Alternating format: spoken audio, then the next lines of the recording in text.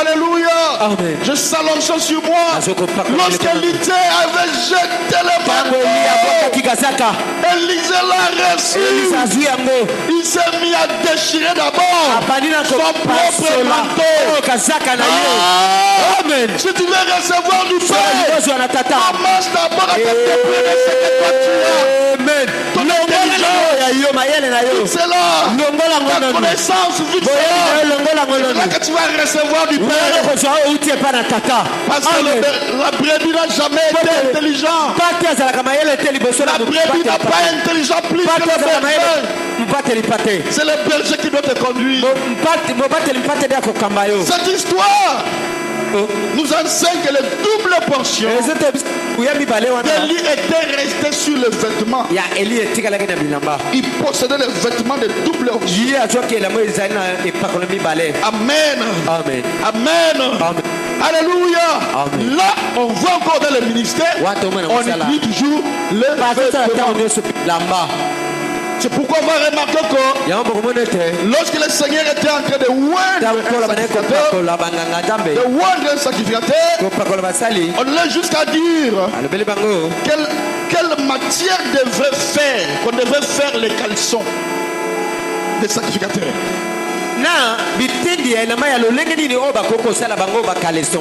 Parce que Dieu tenait compte même de tout cela. Mais pourquoi cela? Parce que simplement derrière le vêtement peut se cacher le ministère. Amen. Amen. Derrière le vêtement peut se cacher le sacerdoce. Derrière le vêtement peut se cacher la royauté. Non, tu n'as pas compris. Derrière le vêtement peut se cacher la royauté. Je vois Dieu couronner des gens. Amen. Dieu commence à couronner. Quand on est couronné, on a des laissés passer. Quand devant les camps de l'ennemi,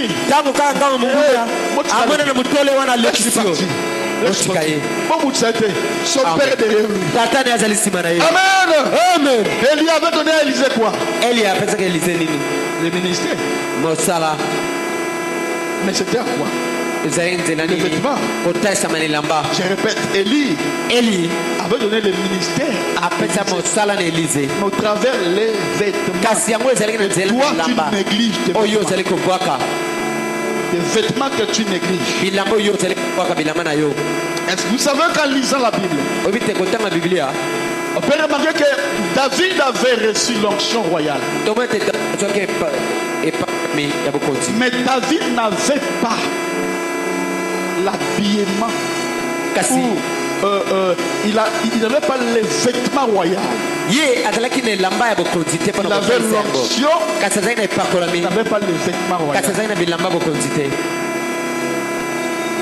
C'est Saoul lui-même qui a commis l'erreur. Il a donné à David le vêtement. C'est le jour-là que David était devenu roi. Bien que Samuel l'avait oint, il avait reçu l'onction royale. Il lui manquait les sacerdoces, l'habillement royal. Lis avec moi, parce que tout ce qui est pas c'est biblique. Allons-y dans 1 Samuel chapitre 17, verset 38. On dit Saoul fit mettre ses vêtements à David. 1 Samuel chapitre 17, verset 38. 1 Samuel 17. On ouvre la Bible. Verset 17. Chapitre 17, verset 38. On dit Saül fit mettre ses vêtements à David. Il plaça sur sa tête un casque d'airain et les revêtut d'une cuirasse. Amen. Amen. Bien que David a trouvé qu'il a pas pesé. Le fait seulement qu'on l'avait c'était le plan de Dieu. Bien qu'on avait déjà oint David par Saül, mais Dieu devrait le pousser chez le roi pour que le roi cède sa loyauté à David. Amen. Amen. Donc la chose principale, c'est laquelle? C'est que Saül prit les propres vêtements. À lui, il revêtit David. Bien-aimé, au travers des vêtements, plusieurs personnes ont légué leurs autorités. Amen. À d'autres. Je déclare, donc je parle d'abord au travers des vêtements. Plusieurs ont légué leur grâce, ont légué leur chance, ont légué leur mariage, ont légué leur bien à d'autres personnes. Dieu m'avait dit un jour, ton problème avec toi c'est quoi? Tu penses que ton cœur est comme tout le monde. Tu n'es pas comme tout le monde. Parce que pour moi, dans ma tête, je ne crois pas que quelqu'un peut critiquer une autre personne. Non. S'il faut parler, on met ensemble, je parle. C'est fini. Et si tu entends l'autre critiquer, mais pour moi, je ne pensais pas que quelqu'un peut faire du mal à son frère. Donc pour moi, je croyais que tout le monde était comme ça. Mais Dieu m'a dit, le problème avec toi, tu penses que tout le monde a le même cœur que toi.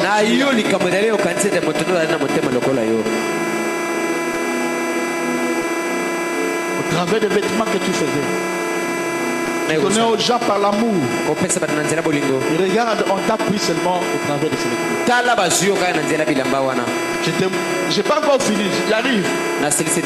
Regarde Saül. Quand seulement il a porté ses habits, dans le monde spirituel, il a légué son autorité, sa royauté.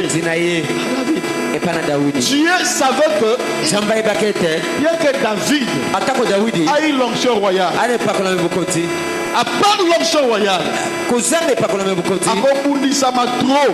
il sera menacé. Mais pour que l'invertitude se fasse, Dieu a créé ça. Et Saül a laissé là-bas. C'est de là que David était devenu roi. Je déclare en ce moment que tu prends le vêtement qu'on t'avait ravi au nom de Jésus. Même la Bible dit, je prêcherai de ce ministère cette année. Le ministère des robes. Parce qu'on parle des robes d'habillement, des robes de fête. L'autre là qu'on avait enlevé et pas il y a sacrificateur. Il y avait un sacrificateur où on dit, Dieu a dit à l'ange, oh le moulay là-bas, oh, et là-bas il y a saleté. Josué. Et Dieu, l'autre verset dit, qu'on puisse vous habiller des habillements des fêtes. N'est-ce pas? Pour vous montrer ça prochainement. Et nous serons habillés des habillements des fêtes. Partout où tu passeras, on va t'accepter. Amen. Amen. Même si je ne dis pas que tu es un prophète, tu diras que non, ça, c'est un prophète. Alléluia. Amen. Saül va donner dans sa royauté au travers de ses vêtements. Ce jour-là, Saül n'a pas compris que l'esprit de la royauté était entré en David. David avait reçu l'onction royale, mais il lui manquait les vêtements de la royauté. Amen. Amen. Amen. Amen. En serrant les vêtements de royauté, David devenait le roi. nango bilamba ya bokonzi oyo ya Donc, Daudi bien aimé, komo derrière les vêtements sima na bilamba balengami se cache le pouvoir. eza na makoki. Amen. Amen. Se cache les sacerdoces. eza na bonzambe nsima. C'est ça l'école des mystères. yango wana etelo ya malakisi.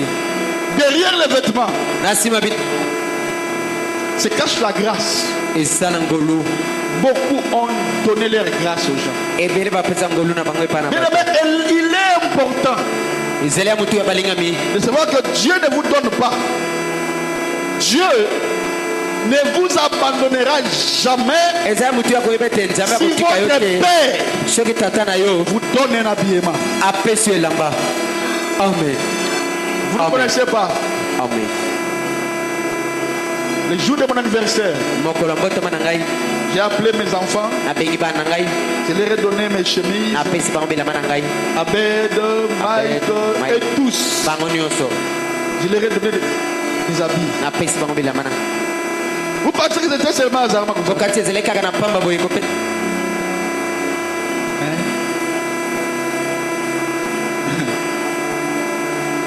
Amen. Amen.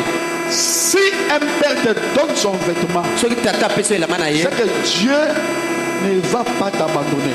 wana nzambe akotika yo te. À une seule condition, loba ete que tu ne te tournes pas. yo obalukela tata na yo te. Ah. Parce que là, c'est comme maintenant double paix. po ete wana mopanga etelemeli yo. Mais sinon, soki ozali nsima na ye tu es sécurisé.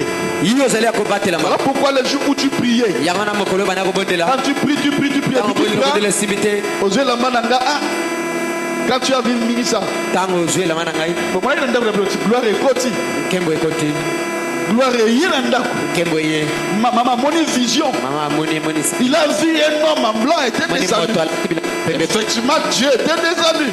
nzambe akitaki. Amen. Amen. Derrière l'habit nsima na elamba se cache la grâce. eza na ngolu nsima. Amen. Amen. Amen.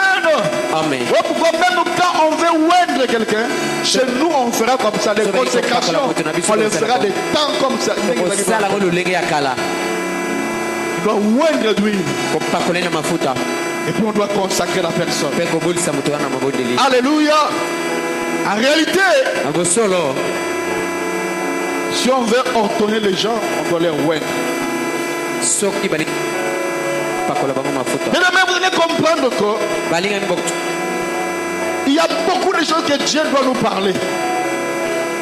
Mais Dieu commence déjà à faire ça. Amen.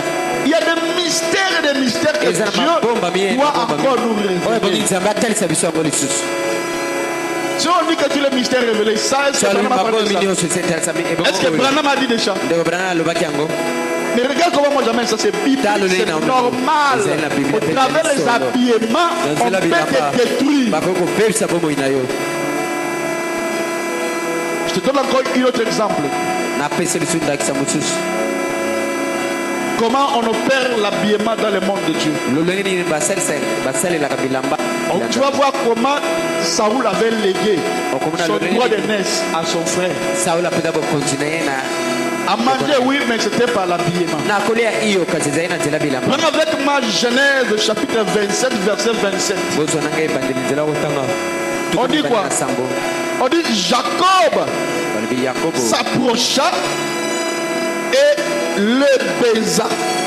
mpe apusanaki mpe apesi bipopo Parce qu'il était devenu déjà aveugle. po te ye Il sentit l'odeur des vêtements. ayoki solo ya bilamba.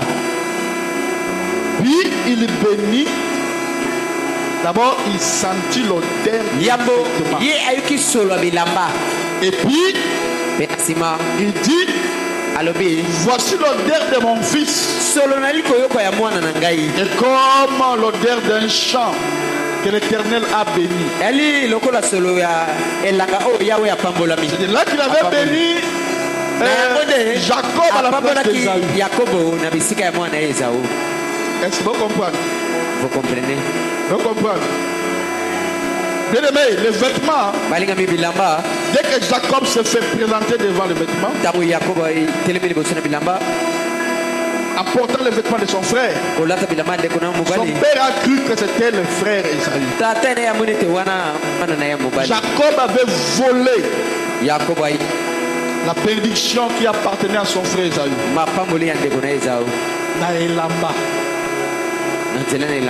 Est-ce que quelqu'un me comprend? Donc derrière l'habillement se cache beaucoup de mystères. Amen. Amen. Amen. Amen. Derrière le vêtement se cache une vie.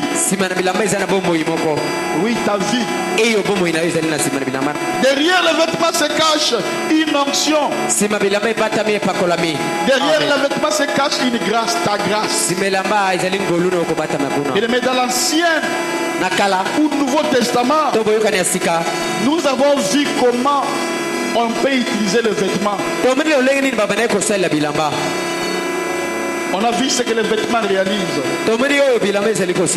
Alors bien aimé, ce que tu dois savoir c'est quoi? Le vêtement cache le mystère de grâce. Le vêtement cache le mystère de vie. Oh, je prie Dieu. Car ce moment, personne ne vole ton vêtement. C'est pourquoi la Bible dit, quand un sacrificateur s'approchait des cadavres, il devrait laver quoi? Les vêtements là. Ce qui est sacrificateur et il faut que nous soyons et lamba wana. Il y a la musique, il y a temple, il y a sacerdoce, il y a hôtel. Amen. Amen. Mais il est important que nous devons le savoir. Les vêtements se cachent le sacerdoce. Les vêtements se cachent la vie d'une personne. Amen. Amen. Amen. Amen. Amen. Amen. Amen. Les vêtements de chacun de nous portent la qualité de sa vie. Il y a un mot qu'on a dit la mère prostituée. Si tu apportes les habits, on remarque que le même travail moi je suis vigilant. Un enfant de Dieu doit être éveillé. Prends les habits la sorcellerie peut commencer à opérer. Il y a des gens pour qu'ils volent. Il faut qu'il y ait un blouson. Il y a maman là-bas. Je connais quelqu'un. On ne va pas l'arrêter. On ne va pas les voir. Amen. Amen. Si par exemple tu as eu ou tu as mis tel parfum, on peut les ressentir au travers de ton odeur, n'est-ce pas? Mais odeur où t'as? C'est un vêtement.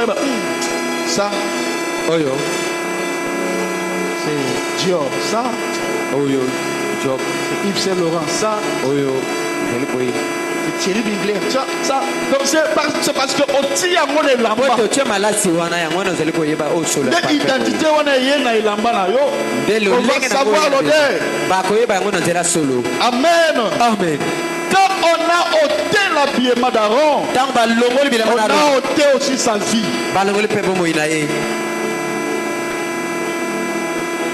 Bien aimé, tu dois comprendre. Le Seigneur marche avec des principes. Et la vie de l'homme se cache dans son vêtement. Ta vie se cache dans les vêtements. Alors, comment est-ce que le diable utilise maintenant les habits? Dieu m'aide, sinon je vais arrêter. Amen. Amen. Ça, je parle de Dieu maintenant. Comment le diable utilise maintenant la vie? Que je parle, que j'avance. Amen. Amen. Comment est-ce que le diable utilise maintenant le vêtement de Dieu? Il a commencé par Dieu. Comment dans le monde de ténèbres on utilise? D'abord, lorsque Jacob prend le vêtement de Saül, il est identifié comme Ésaü. Et le père l'a béni pensant que c'était son frère. Est-ce que vous savez qu'aucune personne, si on veut envoûter, tu n'apporteras jamais des habillements neufs? Jamais. Le féticheur va dire non, pas ça. Cherche Amen. Amen. Il y a quoi? Il n'y a pas son identité ici. Au travers de tes sueurs, que ton identité se laisse. Amen. Amen. Parce que le féticheur, c'est eux qui disent toujours amenez-moi ou bien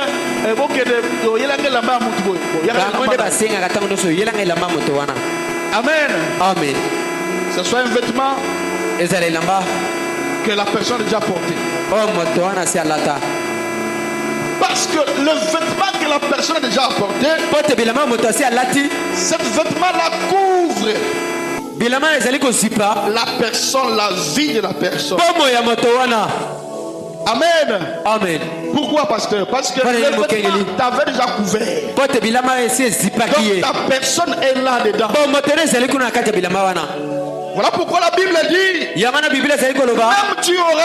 quand tu auras à racheter le vêtement de ton frère, même quand tu auras à racheter l'habillement de ton frère, de ton prochain, parce qu'il te doit. Mais avant que le soleil se couche, va le lui rendre pour qu'il se couche la nuit. Amen. Amen. Le Père qui soit attrapé par le froid. Là, c'est Jésus même qui le dit. Amen. Amen. En fait, ça veut dire quoi? Ça veut dire que l'esclave spirituel, on parle de l'esclave spirituel, c'est de posséder les vêtements de quelqu'un. Amen. Amen. Quand on possède l'habit de quelqu'un, c'est là qu'on peut rendre la personne esclave. On prend les habits qui lui appartiennent. Mais j'aimerais que vous fassiez très attention aux personnes que vous donnez des vêtements. Moi et ma femme, pour qu'on donne les vêtements à quelqu'un, on doit prier. Et Dieu montrera. Telle personne, oui, Azamon Nazam. Telle personne, non. Amen. C'est normal.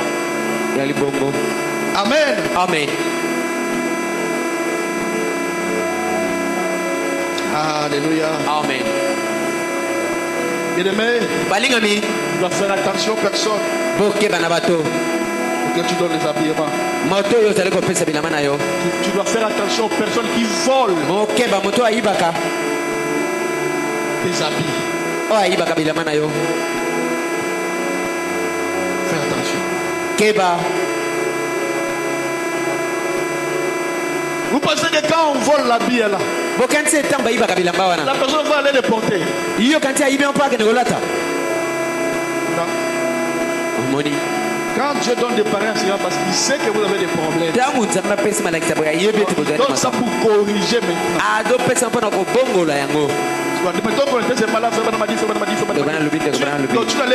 Donc tu vas même pas écouter ça. Amen. Amen. Il ne faut pas porter ça. Il ne faut pas le porter. Alléluia. Mais ils partent pour vous envoûter. Alléluia. Amen. Parce que pour qu'on puisse vous envoûter, on aura besoin de vos habillements. C'est pourquoi il est impératif dans une maison ordonnée que les parents prennent contrôle ou prennent le contrôle à contrôler les habillements de leurs enfants. Vous allez voir que les domestiques, il y a des domestiques qui volent les habits. Amen. Amen. Qui volent les habits de vos enfants. Ils partent avec ça. Quand vous ne contrôlez pas, il ne sera pas aussi. Il y a des cousins et des cousines qui entrent. Ils volent. Pourquoi? Si quelqu'un t'envie, il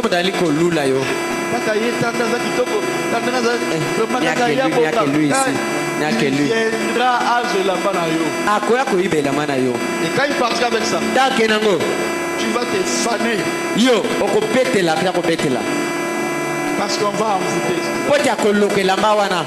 Parce que ton identité, ton vrai toi, la Bible.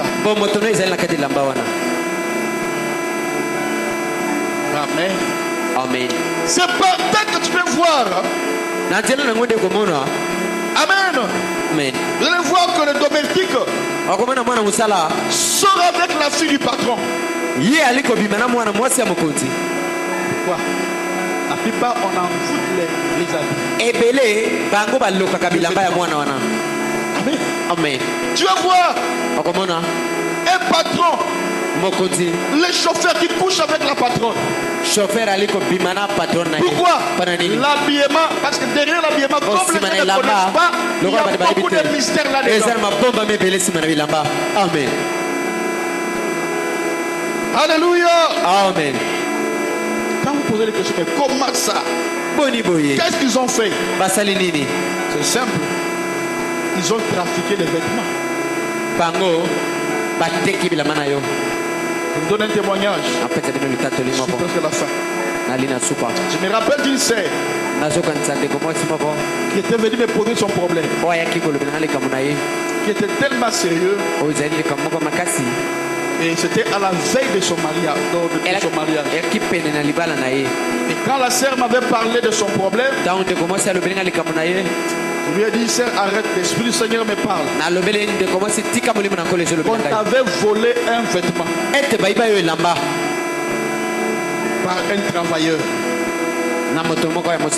Et ce travailleur-là, quand il a volé ton habillement là, il est allé donner ça à ton ancien copain. Et le copain là lui avait donné combien? $10.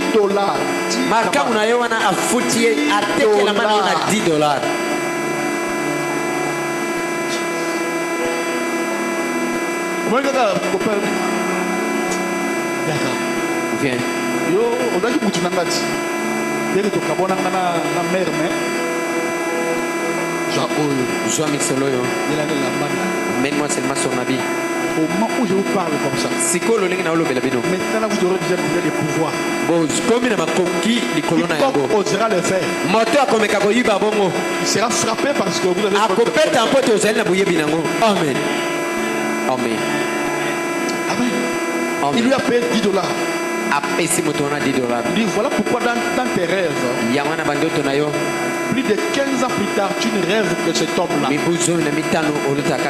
tu es déjà marié, mais tu rêves toujours lui. Pourquoi? À cause des vêtements qu'il avait trafiqués. Il m'a dit, oh Seigneur, je me souviens. Je lui ai dit, écoute-moi bien. Un de tes vêtements déjà porté. Parce qu'il m'avait demandé, mais papa, ce que tu as dit, envoie-moi, amène-moi un de tes vêtements. Qu'est-ce qu'on fera, papa? Parce que la spiritualité, on ne donne pas ça. Je ne peux pas parler de ça. Là, ce sont la nourriture des grands, des personnes matures. Ce n'est pas pour les bébés.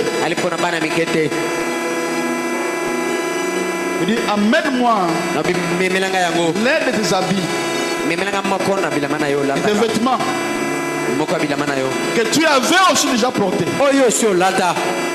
Sur ta Bible, au moment que Jésus ou Dieu, il faisait là où la même chose faisait à côté de la paix Yango, mais pour faire sortir. Amen. Et je dis, amène-moi ça. Et la sœur aussi m'a amené, elle m'a envoyé l'un de ses vêtements déjà portés. Et j'ai prié pour ça. J'ai prié avec ce vêtement-là. J'ai prié pour cela. J'ai oint cet habit. Et je lui ai dit, envoie-moi les sacrifices. Pourquoi il y a certaines prières sans les sacrifices, ça ne marche pas. Il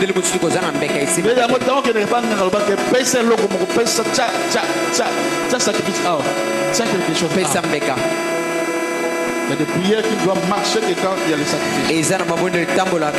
Il faut une offrande. C'est pourquoi quand vous amenez les habits, pour que quelqu'un vous fasse du mal, on vous demande toujours l'offrande. Amen. Amen. Et quand j'ai prié, quelque chose était arrivé, la sœur était complètement délivrée. Complètement délivrée. Ce qu'elle avait fait avec l'habillement là, je ne te dirai pas où. Mais les résultats, son mariage est comme Kinya a dû paix et a gardé le mariage jusqu'à ce jour. Amen. Mais j'ai pu travailler la délivrance. Et cette fille-là en distance. Amen. Est-ce que tu sais qu'on peut prier pour les vêtements de ton mari? Et puis on prie et puis il change sa vie. Moi je l'ai déjà fait maintenant. Mais je ne comprenais pas la spiritualité des habits. Je le fais maintes fois pour des femmes où leur mari découche, sort, fuit la maison. Je dis toujours que si ma bête place où il y a ou bien amène-moi le coussin au Tchara. Et puis il y a un cinglé au Yalati. Papa, nous sommes des prophètes. Les prophètes, ce sont des gens des sacerdoces. Oui. Lis bien la Bible, tu vas comprendre.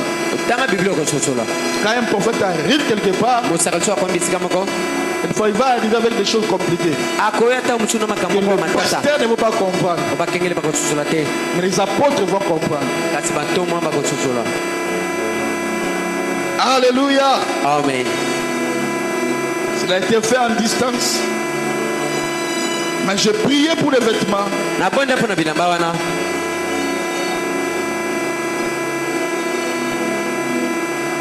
Et la personne avait trouvé la délivrance. L'homme a arrêté de fuir la maison. Je prie. Je prie. Et Dieu a délivré. Amen. Amen. Alléluia. Amen. Si je dis que je prie pour les vêtements de ton mari, pour qu'il ne sorte plus de ta maison, je vais l'arrêter, il ne va plus sortir.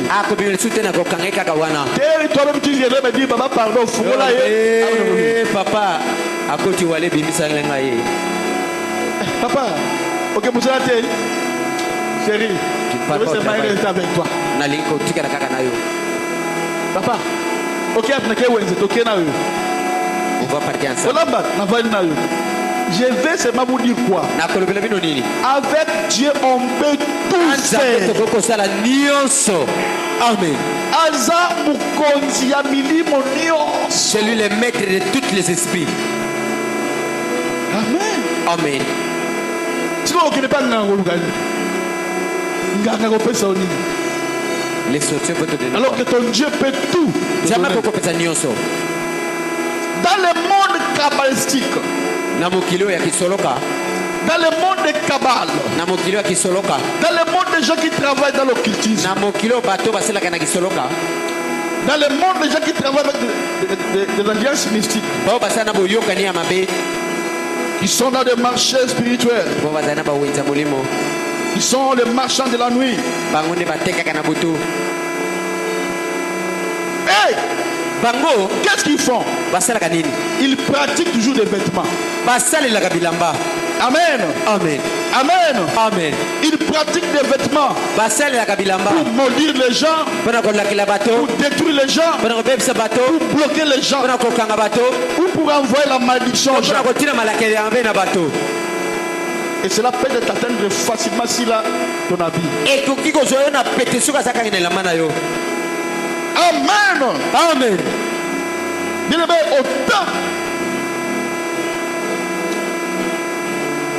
autant de fois nous repassons nos habits. Amen. Amen. On les repasse après avoir étalé l'habit. Mbalebele obiso to repasaka bilamba soki na sima to tandi yango. On le fait pourquoi? Pona nini to repasaka yango? Il y a des choses on le fait. Eza na biloko mibale to salaka. D'abord, quand on repasse les habillements, Yambo tango ba repasaka c'est bilamba. pour tuer les microbes Pona ko boma microbe. qui seraient présupposés. Donc ko vanda le problème likanga mina bilamba. est dessus. Amen. Amen. Alors on doit repasser les habillements Et bongi to pour que les microbes puissent être exterminés. pote banyama ne kufa.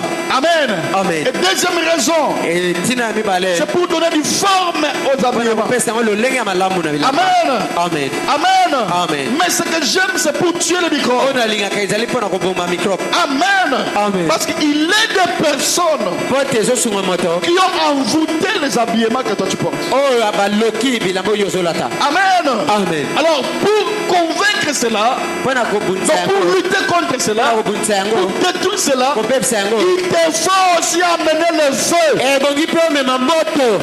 Amen. pour Amen. le détruire. Pona kobebisa yango. Par la prière. Nzela na nzela mabondeli. Par la prière. Mabondeli te. Et au nom de Jésus. Mpe na kombo na Yesu. Pose-moi la question, pourquoi des grandes personnes Mpo nini bato minene occultistes batakisoloka sont dans des laits de beauté, bango bazali na kati ya sont dans des beautés de boutiques, mafuta bazali na ba sont dans des bateka- cosmétiques bango bazali na oyo etali mafuta et les habits pourquoi? mpo na nini mpe na bilamba Pourquoi? mpo na nini Ce qu'on dit, dans le monde occulte,